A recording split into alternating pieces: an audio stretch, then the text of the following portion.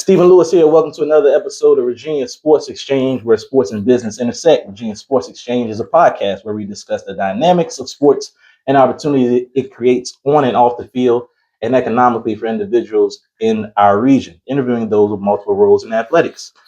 Big thanks to show creator Jonathan Johnson for the platform. Follow us on IG at VIAAA Sports Exchange and hit that subscribe button on our YouTube channel below, Virginia Sports Exchange, to stay locked in with us and help our platform continue to grow. Today's show is sponsored by 6335 Restaurant. 6335, where great food meets great vibes. Call 804-728-1768 for more information. That's 804-728-1768. 6335 Restaurant. It is also sponsored by 804 Coaches for Change, a local nonprofit that gives youth education and athletic-based opportunities that may not normally exist. Visit 804coach4change.org to learn more.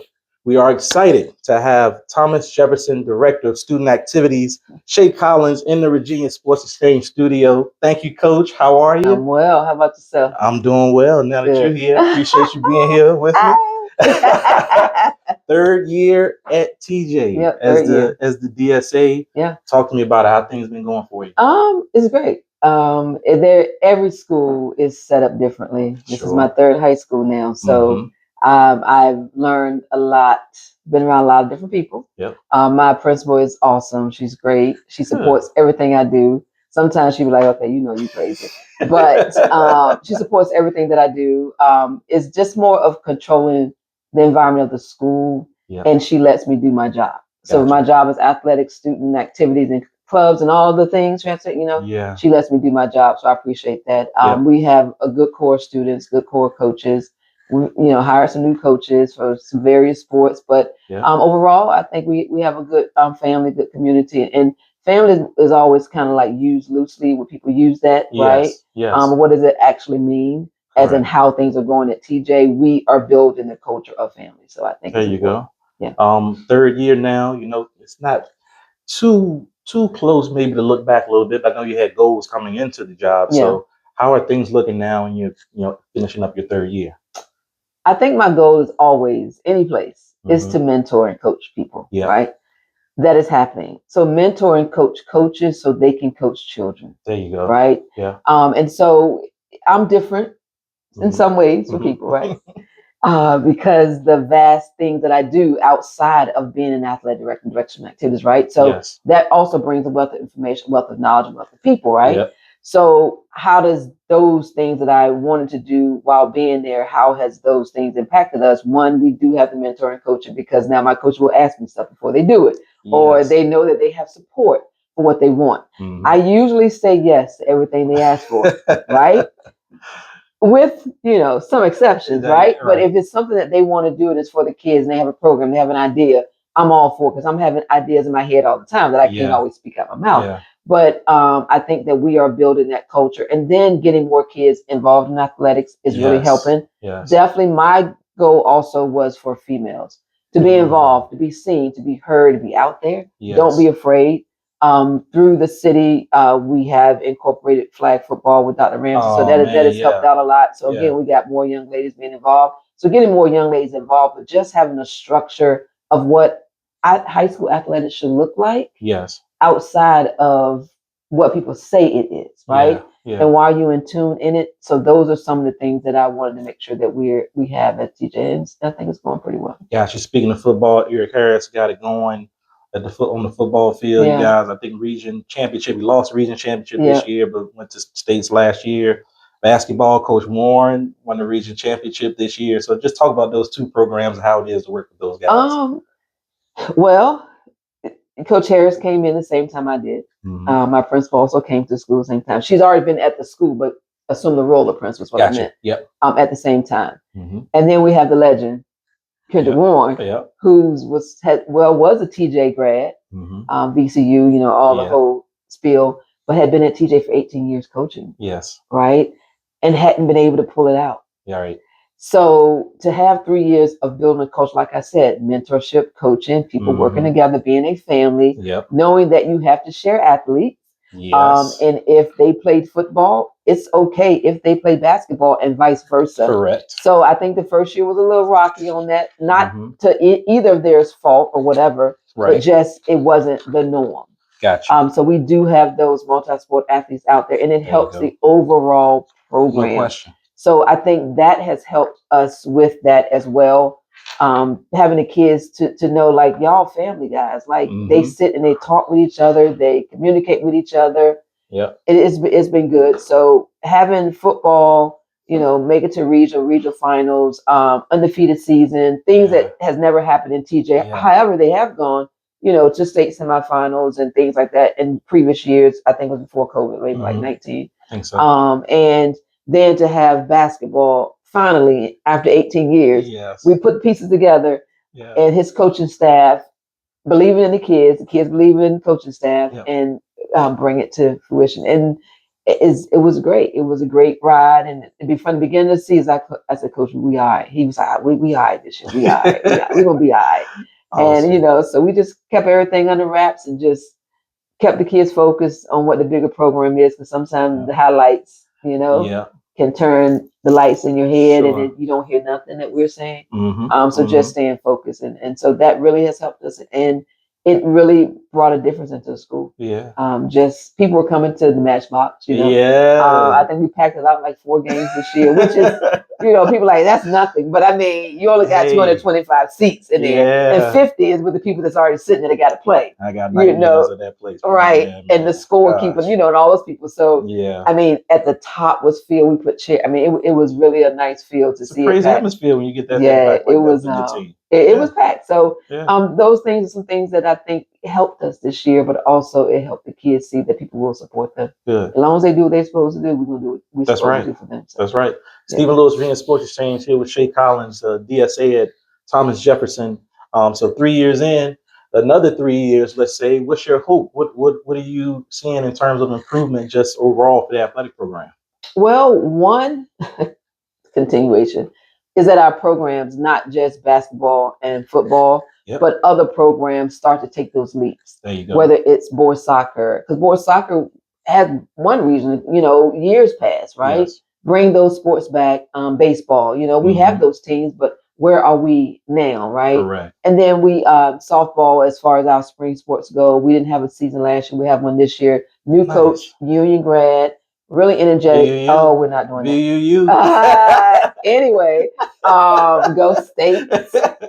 But anyway, very nice young lady, and she really is teaching them the game, right? Fundamentals, yes. Volleyball has come back. Like, so, I mean, we've always had they've had a team, but like, just again, the coaches coming back. So in 3 years, I want to see more of our teams going further in the region. Hopefully going to states if we can put some things together. More kids wanting to come out for the sports that we have. Yes. Just more kids. I mean, yes, we are class 2, so that's already, what the number is, but we still want more of our population to be involved. And when we have theater, we have robotics.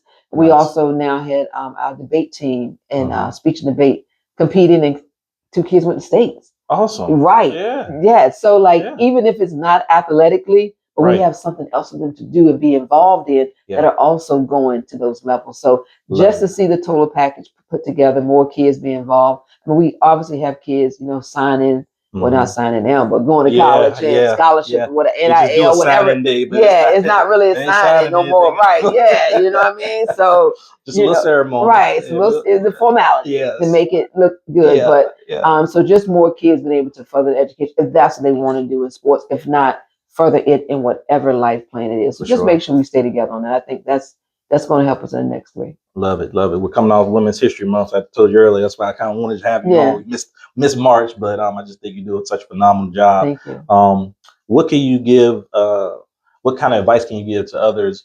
Being a Black woman, you mentioned your DSA at Huguenot and Midlothian as well before you came to TJ. So you've been in this role for a minute doing it, but not a lot of Black women are doing this role. So what advice can you give them? First of all, buy my shirt.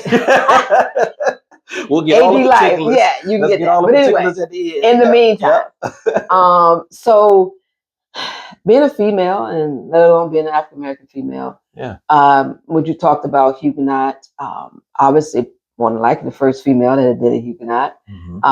Definitely not the first person of color, but female of color, obviously. Right. Then on to Midlothian, where the first female of any color in the role, and definitely the first person of color. But then I was also the only female of color in the whole county that had ever been an AD. You're right. Right. Yeah. So all of those things are at you, right? So you want to make sure that you're showing up in the job, but showing up for young ladies. For sure. So they can see that, oh, so she can do this, I can too, kind of thing. Absolutely. Even when I was a teacher, it was the same way, showing up for the kids, showing up for the young ladies to make sure. Even when I was a basketball coach, it was the same thing. Yes. Showing up, right? So as I get into these roles where there aren't a lot of women, a lot of females who are African American or brown, but it makes you have that readiness to conquer things that people don't think you can do. And then it also makes you aware of what else you need to do. Gotcha. Right? Okay. So when you're conquering things that haven't been done, checkbox, I already did those things. Like I was the first, this, that, and the third. That's cool. But now how do I make good of those opportunities for other people and other young ladies? That's right. Yeah. So every school role of why I'm there has been different. Right? Huguenot was a different thing. Like when I got there, I believe we had 9 sports. I left at 17. Wow. That's a hustle. Yeah. That's a hustle, right? But you had kids who want to do it. You give them an opportunity. You have coaches who want to do it. You hire coaches in that, that thing. Midlothian, my goal was to increase diversity. There you go. That was the goal. And I told the principal that, right? Yeah. With increasing that diversity, it was from the adult and the student level. There you go. Yeah. They didn't have coaches of color at Midlothian. My volleyball coach was Asian. There you go. That's about as far as head coaches it went. Yeah. Talk about color. Yeah. So hiring the first basketball coach of color. I mean, the whole staff. I had a softball coach, JV softball coach one time, and then on the football squad staff, we had a couple coaches of color. Then in track, so just putting those pieces together, really helps a lot. Yeah. But then get the kids to represent the population in the school. So if my, the student of color population is 19% or 15%. Yes. Maybe 20. Right. You want your coaching population to represent that. So if I got, match it. Yeah. Right. Makes sense. You want to do that. So the goal was to do that. And I was able to do that. Definitely with the help of coaches, people wanted to do it. And people wanted to help the kids, but also kids wanted to be involved. And now this lady is asking me to do it. I'll do it for her. Like I remember asking one of the young ladies to cheer. I said, just please cheer for me. Please cheer. I said, I really want representation and you are good. And she wasn't going to go out because she didn't feel supported. Not that they said anything bad, her, she just didn't feel supported because she didn't see anybody else like her, right? Yes. So the goal was to try to keep representation. We started the first club for students of color, right? Starting that club, students of color, it was the best thing. Yeah. Because they had a sense of belonging.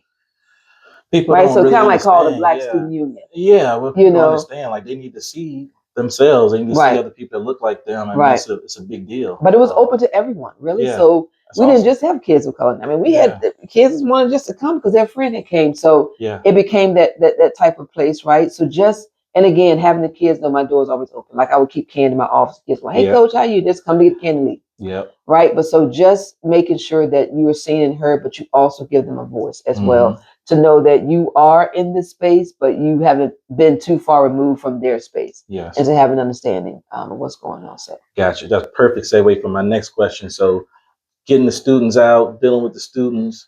A whole another side is dealing with the parents and what they have to say and this, and then the coach, and then upset with the coach, and now you got to get involved. So you've been in it for a while. Best practices on dealing with those type of situations. How do you, help your coaches through that? When do you have to meet with the kids? Just So in our coaches meeting, one thing I always say, you have a 24-hour period. Use it. Use it. Don't use it today, then don't use the next 3 weeks. Because because what's going to happen is I don't want our parents approaching any coach after a game. I don't care what happens. Yeah. Unless it's an injury or something you're asking, then talk to a trainer. You need to talk to the coach, right? So that's my motto. So I'm usually at every football game, every one of them. Till they get on the bus, I say, "Hey, let's go. Come on, go get on the bus." Like we're not doing that back and forth. Yes. Our parents kind of know it was different because just doing what they want to do in the beginning. But even my practices are closed. You can watch outside this fence. So in the beginning, I kicked the parents out. They didn't really like me as much. They told the coach on me. She made me leave. And I said, when the coach came, I said, I absolutely did. Yes. Because in this space, it's for you all to train their child. They're in high school right now. Right. Figure it out. Talk to them when they get home. That's a good conversation y'all have at home. How did practice go today? What did you do today? Exactly. What could you have done better? And so when your child is not playing, it's not for you to email and talk down to my coach and then yell their name out in the stands because you're being disrespectful. Yes. It's actually to talk to your child and say, what could you have done better? What did you not do? Versus you taking the lead to email, cuss the coach out and all those things. Text them, talk to your child first. Let them be an advocate. That's the best way to do that, right? Nextly, when you get to, parents coming to me, my first conversation, have you talked to the coach? Have you talked to the coach? No, I want to. I said, because I'm going to let coach know. Then it becomes, well, that's okay. I'm going to talk to John or whatever. Because my parents know if you tell me something, my coach, I'm going to the coach. For sure. I immediately, hey, so-and-so said this. They be like, what? No, so clueless. No idea. Yeah. So that lets me know there's a breakdown somewhere, right? So, but the parents know if they coming to me, I'm going straight to the coach. So they don't really come to me a lot. They don't really come to me a lot. I guess they think I'm a snitch or something. Right.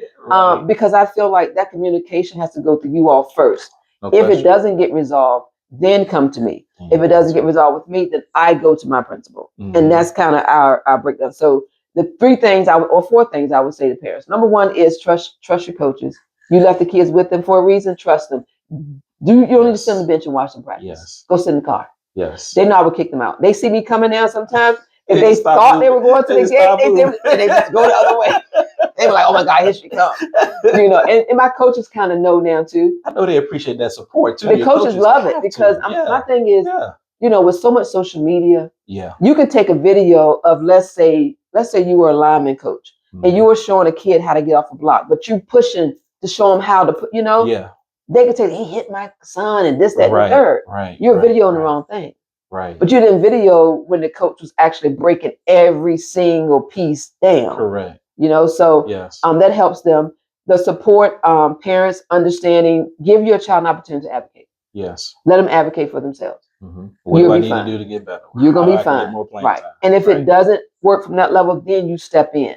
Allow your coach to coach your child, not you yell what you want them to do. Yes. And then just support the coaches and the kids that's at the school. Absolutely. That's the main thing. Absolutely. Love it. Stephen Lewis here, Virginia Sports Exchange, here with Shea Collins, DSA at TJ, also president of the Virginia Scholastic Athletic Administrators Association. Is this the second year? Yes. Because you were elect last year. Yes. Congratulations. I don't think I've told you that. We talked about this before, but what does the role entail? You don't have to get into it too much and just talk about that honor and what a distinction it is, how proud you are yourself of achieving that. Well, our conference is April 21st to 24th. You haven't registered, I better go register. Yes. Okay. Now I said that. And we're in Virginia Beach. So come for a free vacation early before school gets out. Okay.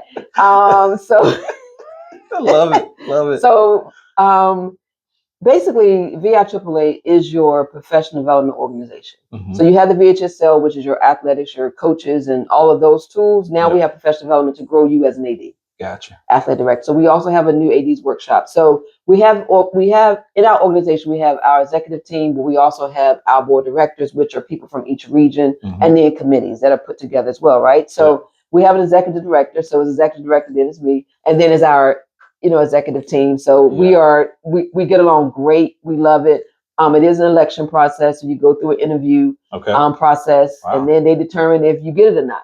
I think in my group, it was myself as the only female, male, color or not, and then it was males. So I think it was like 3 or 4 guys. Yep. So going in there, I wasn't even going to apply.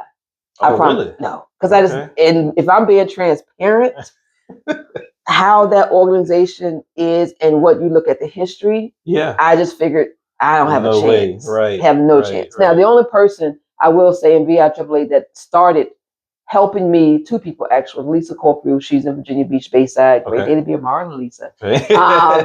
I saw her as an African American, and she was the president in 2015. Okay. So 10 years later, here I come, Yeah. right? Yeah. But I wasn't going to because I just knew it hadn't been anybody before or after her. So I just Right. knew, like, Yeah. whether it was male or female, I probably didn't have a chance. Mhm.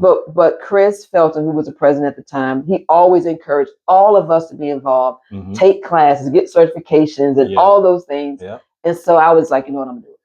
So I went in, interviewed, applied, got the interview, and I came out. I found out that our meeting, I was like, oh, what?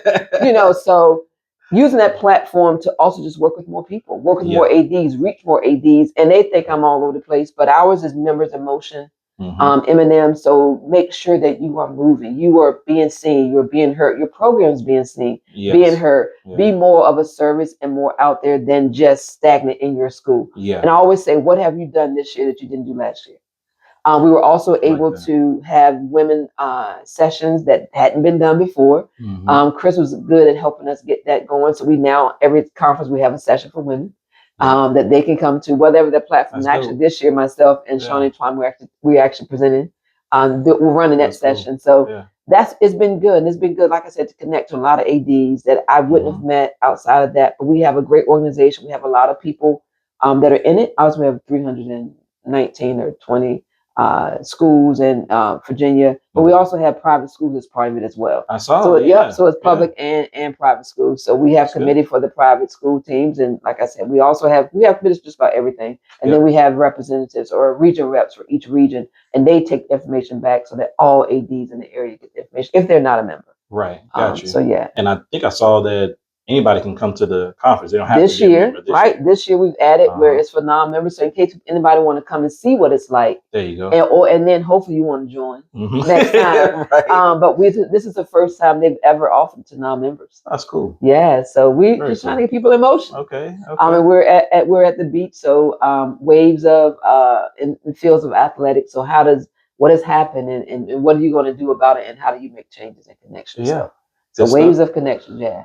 And ladies and gentlemen, that's just the tip of the iceberg, though. So go ahead, sit back. CEO of 365 Mentoring and Coaching. Yes. Sir. You also have your own podcast, right? Level Up Podcast. Thank you for doing my podcast. You're welcome. But I mean, you got that fitness ambassador as well, SC Fitness. Yes, my God. Certified, you know what I mean? show I'm it. just saying right here. Certified personal trainer, public speaker. Oh God, help me. Am I missing anything? Oh my God. I do have some children. And you do have two have boys. children. I know people forget I even have kids. But yeah.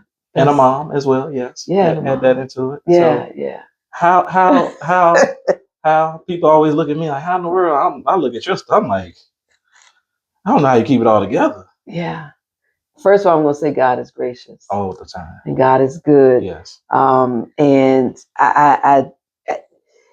I don't know. I think it's ingrained in me. Mm-hmm. Not necessarily just hard work, because hard work can be labeled so many different ways, right? Sure. But always being in tune and want to do more. I've been that way for a long time. Yeah. Even when I went to Virginia State, I said, I want to coach because I want to help as many girls go to college as I could. Yeah. That was the thing I said, right? And that's what happened. Yeah. I graduated and I started teaching Prince George, and I became a coach, right? So that started, I think that leadership part started the trickle of everything else. And 365 came in because I didn't realize I was already doing all those things. Right. I was already mentoring kids. Right. I was already helping kids go to college. I was already telling them about college. Yes. I was already ready to work with them. 10 of my girls went on to play college basketball, right? So I did that, but it wasn't a title, right? You know, mentoring, coaching ADs. I've been doing that. Bill Lawson was like one of my main mentees. Shout out Coach Lawson. Right. Yeah. Lisa Corfu as well from the VIAAA side, but him from that side. And Coach Lawson now, you know, it's like a brother-sister relationship. We talk probably 2 or 3 times a week. But he told this story, so I'm going to tell it. And I'm going to tell it on you, Coach. But one thing he said, I didn't like you at first because I felt like y'all was arrogant. The girls walked in there like they was all that, this, that, and the third. He said, but then I realized, like, you cool. Like, nah. I was like, but I gave them the same thing I wanted people to see. Like, these girls are structured. They coming in here, they got respect. They walking in here, whether we won or lost a game, we coming still up out there like, what? We came dressed alike. We look good. What? Yeah. So I gave them that little, that this, so I can understand what he was saying. Yeah. But he was like, "You cool though, like you ain't like that, But I could understand how that happens, and I think sometimes the misunderstanding, because I am like on it, right? But I got a lot of times it's not intentional. I got so many things playing around in here. Yeah. That I'm thinking about because I am doing so many things. So how do you fit it all in? I definitely keep a calendar. Yeah. Like if I didn't put it on my calendar, baby, it's probably not gonna happen.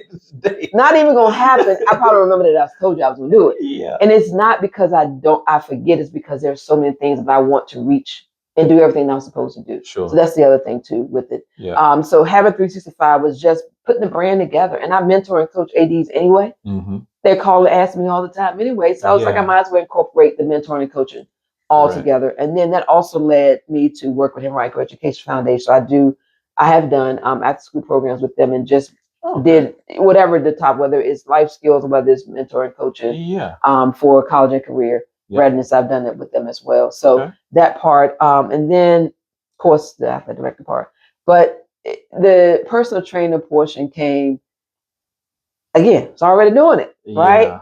My kids, I would say my kids, but my players, they're going through what I do with my student athletes that I train right now. Yeah. So I've been doing it, right? So again, all the things that I was doing, I just had to put it together. Yeah. And so I do train adults, obviously women, and student athletes as well. So so just getting them to see themselves differently. And the two athletes that I've had the last couple months have never had a personal trainer, but they see the benefits. The parents are appreciative. They see the benefits and just the things that they learn, right? Yep. But I talk to them about life too while we're there. Yeah. Not just about, okay, let's go do this workout. So that, and I do virtual classes, which has helped because I'm so busy in the afternoon. So I get up at like 5:20, 5:15. Really? I know. And I have a 5:45 class to 6:15, then I have a 6:15 to 6:45 class. Yeah, I know. You're still sleeping. It's okay. But for those moms and those adult ladies who come, it's the best time for them because there's no distractions. Yes. And the biggest thing with women is finding the time. Yes. Oh, I'll do it if it was early. They're lying. Oh, I'll do it if it was late. They're lying. I'll do it if I didn't have to go home. You're lying. It's tough to do that. Yeah, it's tough. Right. I'll do it if I didn't have to get a membership. You won't. Yeah. So I took all that out. I have virtual. So you ain't got to leave your home. You don't have to get a gym membership. So in everything that I do is to give people an opportunity for whatever they're asking for. Bring that to you. Yeah. Or find someone to give it to you. Right. So I've had a lot of people that have been helpful, that have mentored me as well. Because my student athlete the other day, she said, "Coach, why do you have a trainer if you're a trainer?" Because you can also learn. Right. That's right. So I have a trainer and I'm a trainer, but I can also learn. So I go so that I can get someone else to pour into me and not me always pouring into other people. So Body by Maria, right? Shout out Body by Maria. Yeah, Body by Maria. Yeah. Absolutely. Virginia State. I mean, don't make that face. What's it mean to you? Oh my God! I know you're not. All the way I know we're not doing that. I'm gonna go ahead and give her love since she decided to come on my podcast. Oh my God! I know the VSU obviously went there, and that's the platform. And then HBCUs, we have two great ones in the area. Some other ones outside of Richmond and Virginia as well. Just talk about HBCUs, and do you think the kids are taking advantage of the HBCUs as much as they should at this point? I know it's tough to tell because you're only at your one school, but just in general. Well, when working with students, first of all, VSU, no state. But anyway, I don't think it is talked about enough for the kids to have an understanding of what it really means, right? Yeah. So now schools are getting better at branching out, taking the kids on those tours, or kids taking their own tours. Yes. But I think that having the funding that they have now sometimes has helped students go to Virginia State, go to Virginia Union, Norfolk State, those types of things that I think has helped a lot. But I also think that they have to see the school for themselves. Yes. Not because, like, I went there, neither one of my kids went there. Yeah. Right? My son right now is at CNU. Totally not HBCU. but I had to let them find their own way, right? Right. I think as parents, we have to let our students find their own way, but I think present it to them and let them see the benefits, because a lot of times they'll get more money from an HBCU than they would other schools. Yeah. Scholarship wise, right? Sure. However, do they take advantage of that, or do they leave it on the table? So I think they need to just have the opportunity to explore those options and opportunities, not just Virginia State, not just Virginia because it's close, but explore, North Carolina A&T. Yeah. Very expensive, but explore it. Yeah. Maybe explore North Carolina Central. I mean, they're small, but hey, whatever.